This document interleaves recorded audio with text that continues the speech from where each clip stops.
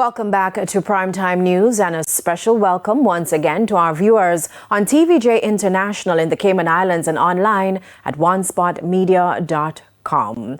Up first this evening, the government's much publicized restoration of owner and occupant family shelter R.O.O.F.S program is now under scrutiny. A growing number of hurricane victims say they're being turned away empty-handed in western Jamaica. Sandy Williams has that story.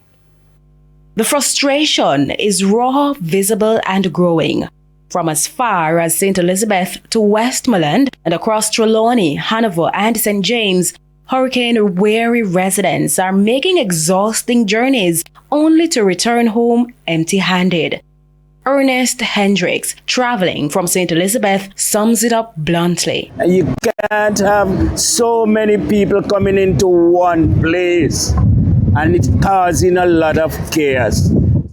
That one place is a single distribution point in Montego Bay, St. James, now the focal point of mounting anger under the government's $10 billion roof program launched to help families rebuild after the devastation of Hurricane Melissa.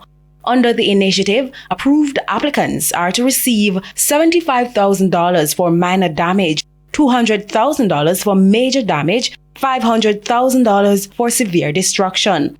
Funds can be accessed through hardware stores, digital vouchers, or direct payments.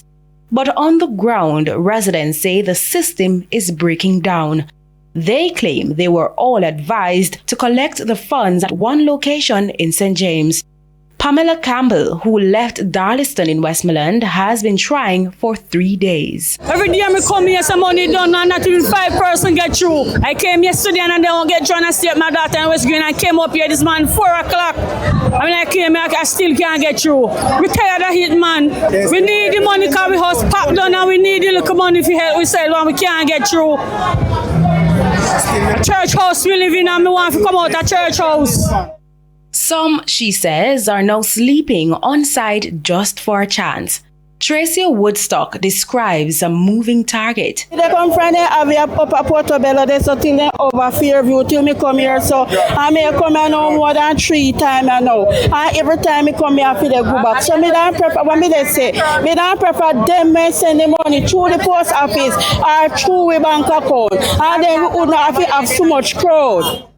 For others, the delay is more than inconvenience. It's a crisis. Dwight Cunningham, also from Darlington, has made the trip 4 times. His home was flattened during the hurricane. They buy material, but the money they carry material, like me I look now, it's 75,000 they carry material.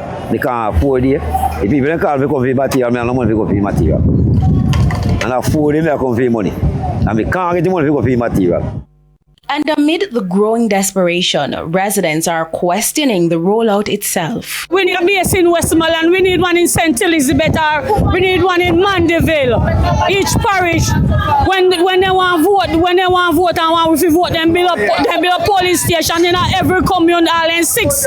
I know not even 1. And when they want to vote, they have a 6 polling station in a one local community. Come on, man, the government must do better than that. I'm asking and calling on the Minister of Labour and Social Security, Mr. Pernell Charles, to get back to the drawing board and see if he can rectify this matter, because people are spending what they do not have to get to Montego Bay, and I just does not like what is happening. Sandy Williams, TVJ News.